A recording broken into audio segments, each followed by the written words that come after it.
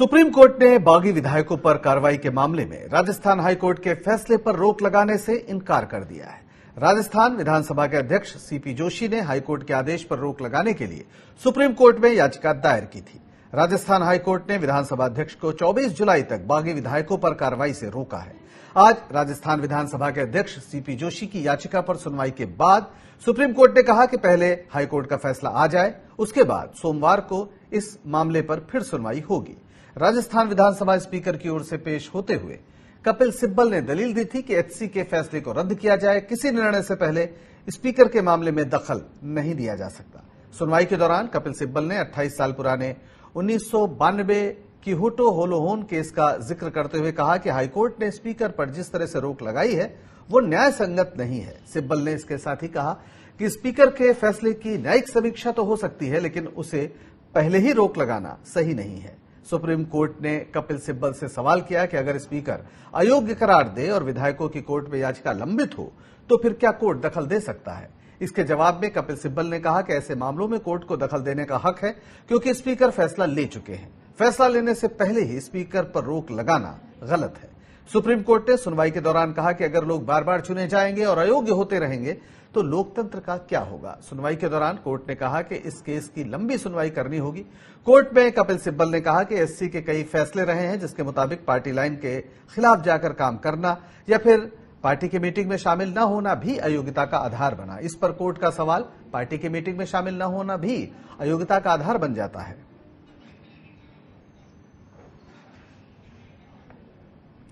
उधर कानूनी विशेषज्ञों का कहना है कि सुप्रीम कोर्ट को इस मामले में साफ साफ फैसला सुनाना चाहिए था।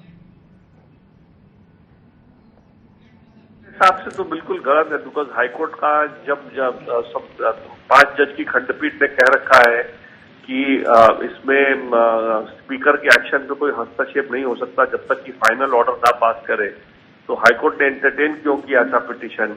क्योंकि अल्टीमेटली स्पीकर भी सुप्रीम है अपने जुरिस्डिक्शन में, और ये सेपरेशन ऑफ पावर्स का बड़ा इंपॉर्टेंट ये एक आर्गुमेंट है जो हमारे कॉन्स्टिट्यूशन में फंडामेंटल है। तो इसलिए जब स्पीकर अभी जब सुनवाई कर ही रहे हैं, अभी डिसाइड उन्होंने किया नहीं है और 5 जज ने कह रखा है कि कोई हाईकोर्ट का जुरिस्डिक्शन नहीं है इस समय इंटरफेयर करने का, तो उसके बाद भी अगर हाईकोर्ट इंटरफेयर कर रहा है तो मेरे हिसाब से ये तो जुडिशियल इंडिसिप्लिन है और सुप्रीम कोर्ट को इसमें बड़ी खड़ी टिप्पणी देकर के हाईकोर्ट के प्रोसीडिंग को स्टे करना चाहिए था। इसलिए मेरे हिसाब से तो ये गलत हो रहा है। देखिए, जब कोई सरकार गिराने के चक्कर में लगता है या कोई पावर बनाने के चक्कर में लगता है तो ये भूल जाता है कि ये उलट के उनके ऊपर भी आ सकती है बात।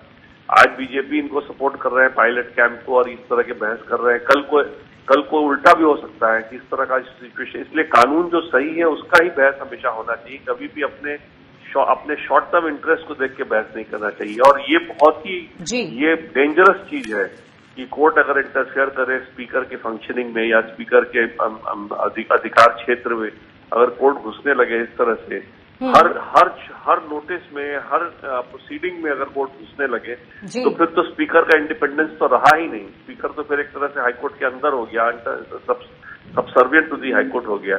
इसलिए ये बहुत ही डेंजरस ट्रेंड है और इसको सुप्रीम कोर्ट को इसको बिल्कुल रोक लगाना चाहिए था।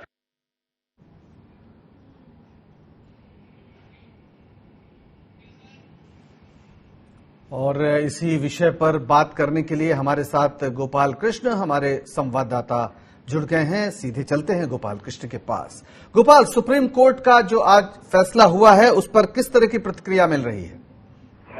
देखिए, जहां तक प्रतिक्रिया की सवाल है तो सभी यही करें जो कानून के जानकार है कि सुप्रीम कोर्ट को हाई कोर्ट के जो प्रोसीडिंग चल रही है हाई कोर्ट में उसको स्टे करना चाहिए था, क्योंकि सुप्रीम कोर्ट के ही संवैधानिक पीठ का फैसला है कि स्पीकर के फैसले में कोई हस्तक्षेप नहीं कर सकता है, कोई भी अदालत हस्तक्षेप नहीं कर सकता है। स्पीकर के पास पूरा अधिकार है कि वो अयोग्यता को लेकर के फैसला ले ले। हालांकि उसके फैसले के समीक्षा करने का अधिकार जरूर सुप्रीम कोर्ट को है, लेकिन वो भी एक लिमिट है, एक लिमिट के तहत वो समीक्षा कर सकता है। लेकिन सुप्रीम कोर्ट ने ऐसा नहीं किया। सुप्रीम कोर्ट ने मामले की सुनवाई के दौरान टिप्पणी करते हुए कहा कि असंतोष विधायकों की आवाज इस तरह से दबाई नहीं जा सकती है, वे जनता द्वारा चुने गए प्रतिनिधि हैं, फिर लोकतंत्र खत्म हो जाएगा, क्या वे अपनी असहमति व्यक्त नहीं कर सकते हैं? इस टिप्पणी से हम समझ सकते हैं कि किस दिशा में यह सुनवाई जा रही थी, क्योंकि कपिल सिब्बल बार बार सवाल यही उठ रहा है कि आखिर जो संविधान पीठ का फैसला है उसको भी क्या अब न्यायपालिका पूरी तरह से भुलाने के लिए तैयार हो गई है। बहुत शुक्रिया आपका इस सारी बातचीत के लिए। बढ़ते अगली खबर की ओर। आपको बता दें कि सचिन पायलट गुट ने विधानसभा स्पीकर के कारण बताओ नोटिस के खिलाफ हाई कोर्ट का दरवाजा खटखटाया था। शुक्रवार से शुरू हुई सुनवाई मंगलवार तक चली, जिसके बाद अदालत ने फैसला सुरक्षित किया। साथ ही स्पीकर को 24 जुलाई तक कोई फैसला न लेने को कहा है। स्पीकर ने हाई कोर्ट के आदेश को सुप्रीम कोर्ट में चुनौती दी थी। दरअसल व्हिप के बाद भी सचिन पायलट समेत 19 कांग्रेस विधायक सीएलपी की बैठक में शामिल नहीं हुए थे। तो हाईकोर्ट में जो मामला चल रहा है वहां पर स्थगित किया गया है। कहा गया है कि फिलहाल 24 जुलाई तक कोई फैसला न लें विधानसभा अध्यक्ष, जिसके खिलाफ सुप्रीम कोर्ट गए विधानसभा अध्यक्ष, और सुप्रीम कोर्ट ने कहा कि वो हाई कोर्ट के फैसले को अध्ययन करेंगे पहले, उसके बाद ही इस पर कोई फैसला होगा। एक गंभीर सवाल ये खड़ा हुआ है कि जब पहले कहा जा चुका है, 5 जजों की पीठ ने कहा सुप्रीम कोर्ट के कि विधानसभा अध्यक्ष के फैसले पर किसी तरह की कोई रोक नहीं लगाई जा सकती। न्यायिक समीक्षा हो सकती है फैसले की, लेकिन वो न्यायिक समीक्षा तब होगी जब कोई फैसला आएगा। हाई कोर्ट को कम से कम इस मामले में दखल देने का कोई अधिकार नहीं था। जैसा कि आपने थोड़ी देर पहले सुना विकास सिंह को, जो वरिष्ठ वकील हैं सुप्रीम कोर्ट के, तो अब ये मामला एक गंभीर रुख अख्तियार कर रहा है। विधायिका और न्यायपालिका के बीच बहस का एक नया दौर शुरू होने जा रहा है।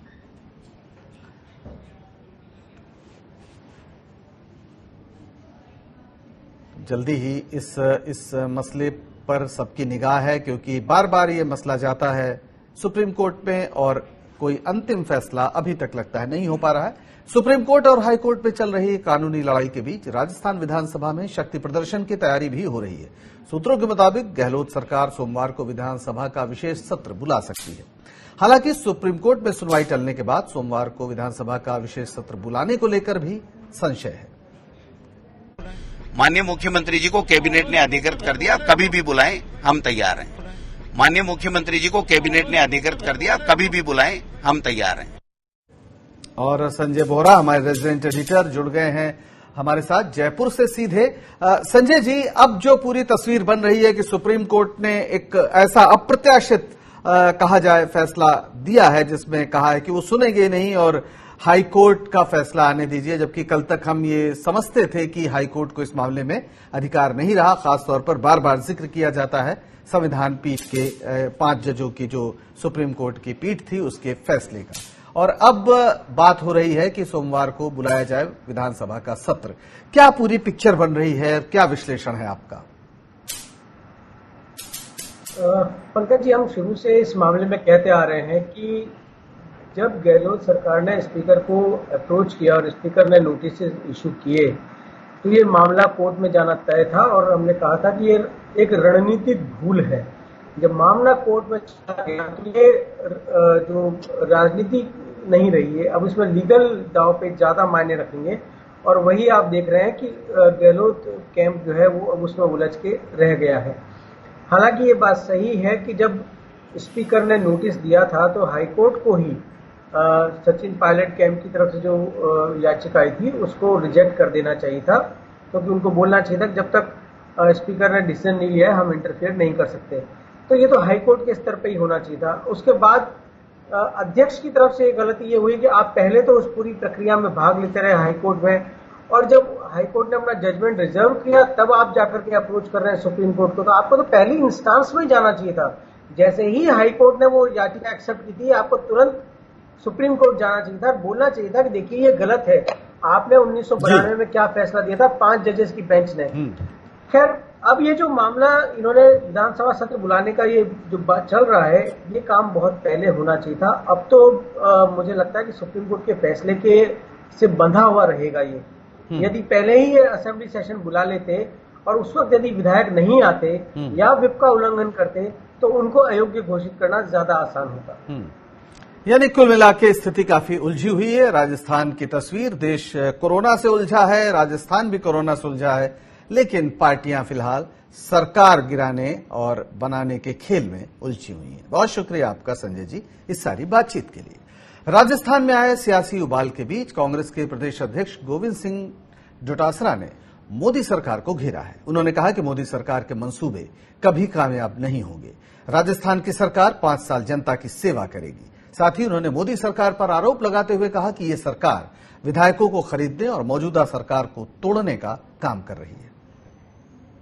कोई प्रेशर नहीं है, वो अपना काम करें। जिनके लिए जाने जाते हैं वो किसी के छापे डलाएं, इनकम टैक्स वालों को भेजें, ईडी को भेजें। ये राजस्थान की 8 करोड़ बहादुर जनता इन लोगों से डरने वाली नहीं है। निश्चित रूप से मुख्यमंत्री जी ने पत्र लिखा है और लिखना भी चाहिए, लेकिन अमल प्रधानमंत्री जी उसमें कितना करते हैं ये देखने वाली बात है।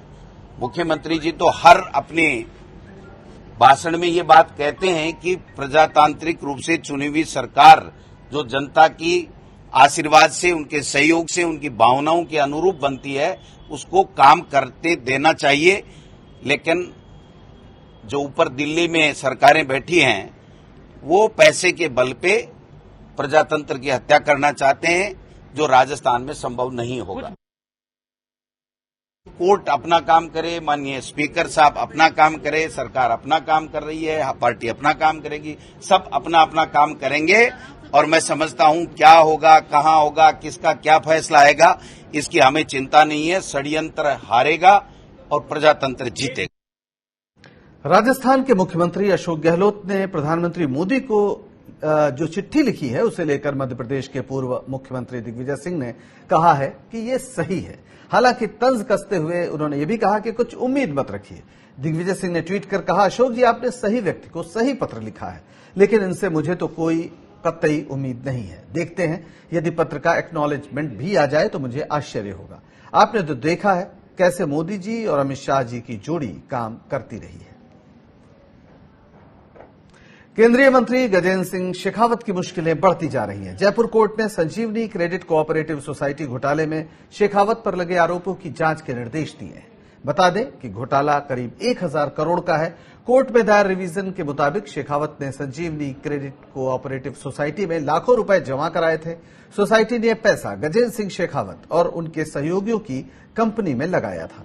इस बीच सोसाइटी करोड़ों रुपए के घोटाले में फंस गई। इस घोटाले की एसओजी ने जांच की थी।